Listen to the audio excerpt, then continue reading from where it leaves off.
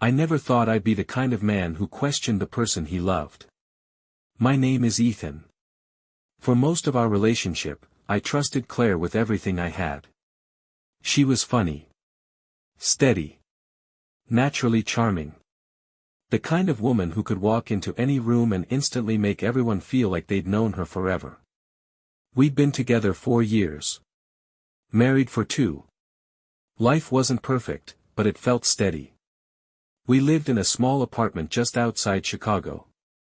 Both of us worked long hours. During the week we barely saw each other. Still, I believed our foundation was solid, until small cracks started to appear. It began quietly. Late-night work dinners that kept stretching later. A sudden obsession with the gym when she had never cared about fitness before. Her phone never left her hand anymore. I kept telling myself not to overthink it. Paranoia can destroy a marriage faster than the actual truth ever could. But one evening I sat alone at our dining table, waiting for her to come home. I checked our shared location, just a habit we both had. It still showed her at the office. Even though her building had closed 2 hours earlier, when she finally walked through the door, she looked startled to see me still awake. "Hey," she said, setting her purse down a little too fast. "You're still up?" I smiled, trying to keep my voice calm. "Yeah. Just waiting for you." "Late night?" She paused before answering. "Yeah, some last-minute paperwork. You know how it is." But I did know. Claire's firm ran on precision. No late-night chaos. She'd bragged about it many times. Something didn't add up. That night, while she was in the shower, I sat in the dim kitchen light. Her phone rested on the counter. The screen lit up once, just long enough for me to see the name. Adam. My stomach turned. But I didn't touch it. I wasn't ready to cross that line. Not yet. Days went by, the unease grew into something quieter, heavier. A quiet obsession. I started noticing everything. A new perfume she hadn't worn before. Receipts tucked away in strange places. Her photo gallery suddenly locked. Every instinct told me something was wrong. Yet I still hoped I was wrong. I watched her routines more closely. How she'd smile softly at her phone over breakfast. How she'd step outside for quick calls that stretched 15-20 minutes. Our talks became shorter. Awkward silences replaced the easy laughter we used to share. At night I lay awake, replaying every small moment, wondering if I was losing my mind, or losing her. Then came the evening that broke everything open. We were going to dinner with her coworkers, a rare double date. She wore a black skirt and a white silk blouse. Hair neatly tied back. Lips painted a deep shade I'd never seen. She looked beautiful. And completely unfamiliar. As she adjusted her skirt before we left, something white peeked out near the waistband. I thought it was a tag at first. But fear and curiosity won. "Hey, hold on," I said casually, stepping closer. "You've got something there." She froze mid-turn. "What do you mean?" "Let me fix it." I reached out, gently pulled at the lining. A folded piece of paper fell to the floor. She went pale. Completely still. She lunged to grab it. I was faster. My hands trembled as I unfolded it. Handwritten. Neat. A man's name signed at the bottom. "Can't wait to see you again tonight. Same place." The words hit like silence. My chest went hollow. My ears rang. She stood frozen, lips trembling, unable to speak.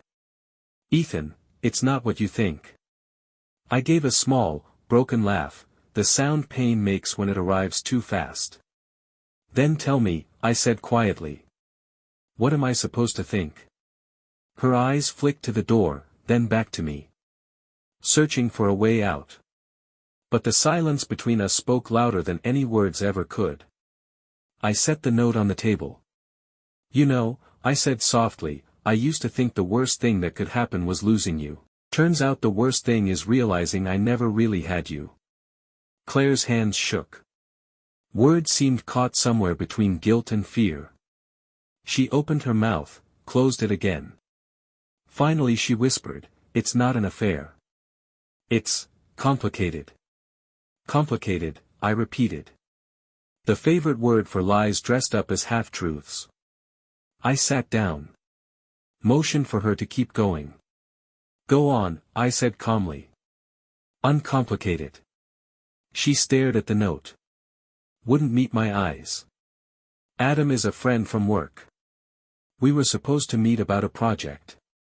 I cut in. "At night? After you lied about paperwork? With a note that says you can't wait to see him again?" Her face crumpled. Tears filled her eyes. "I know how it looks. I didn't mean for it to happen. I just—" She stopped. Breathing uneven. "I just felt unseen, Ethan."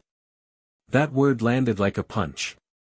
Deep down, part of me knew she was right. I'd been distant. Lost in routine. Work. Bills. Exhaustion. Skipped date nights. Conversations that never went deeper than, "How was your day?" But feeling unseen doesn't give someone permission to betray. It asks for honesty. "So you felt unseen," I said slowly. "And instead of talking to me, you chose to be seen by someone else." She sank onto the couch. Covered her face. "It wasn't supposed to mean anything." "It always means something," I whispered. The silence grew thick. The clock ticked. Rain tapped the window. Her breathing shook. I stood up. Grabbed my jacket. Walked toward the door. "Ethan, please," she said softly. "Don't leave like this." I turned. "Claire, you already left. You just forgot to take your body with you." Then I walked out. I drove for hours. City lights blurred past the windows. I didn't cry. I didn't yell. I just let the quiet ride beside me. My phone buzzed again and again. Her name on the screen. I didn't answer. Eventually I parked by the lake. Everything was still. I rolled down the window. Breathed the cold air. Let my thoughts drift, somewhere between pain and numbness. I understood. I wasn't only angry at her. I was disappointed in myself. For ignoring the signs so long. For believing love could live on autopilot. The next morning I went back home. She was sitting at the kitchen table. Eyes red and swollen, like a child waiting to be scolded. "I'll move out," she said quietly. "You don't deserve this." I poured coffee. My hands were steady now. "I don't need an apology," I told her. "I need the truth." She hesitated. Then the words came. It started innocent. "He made me laugh at work. He listened when I complained, then one night after a client dinner, we kissed. I ended it right away. But the guilt turned into confusion. I didn't know how to face you anymore." Her honesty arrived too late to save us. But for the first time I felt a strange calm. At least the shadow finally had a name. "I wish you'd told me sooner," I said. "We could have tried to fix it. But you chose secrets instead of solutions." She nodded. Silent tears fell. That afternoon I left with one small bag. And the heavy weight of everything we'd lost. I stayed in a hotel a while. Then found a new place across town. Weeks passed quietly. Work. Gym. Silence. Repeat. Healing wasn't loud or dramatic. It was slow. Like learning to walk again on new ground. Sometimes I'd remember that night, the note, her face, the silence, and wonder if trust would ever come back. I started running by the river again. Reading books on quiet evenings. Reconnecting with old friends. The pain slowly faded. A small hope took its place. One evening I stopped for coffee near the train station. A stranger smiled at me. Just a simple, kind smile. And it reminded me the world hadn't ended. It had only changed. Months later a letter arrived. No return address. But I knew the handwriting instantly. Ethan, you were good to me in ways I didn't understand until I lost you. I don't expect forgiveness. I only hope you find someone who sees your worth before it's too late. I folded the letter. Put it in a drawer. Took a long breath. Maybe forgiveness isn't something you give someone else. Maybe it's something you give yourself, for believing love would always be enough. That night I stood at the window. Watched the city lights glow. And I realized something simple. You can't stop people from hurting you. But you can stop letting the hurt decide who you become. For the first time in months, I didn't feel broken. I felt ready to begin again.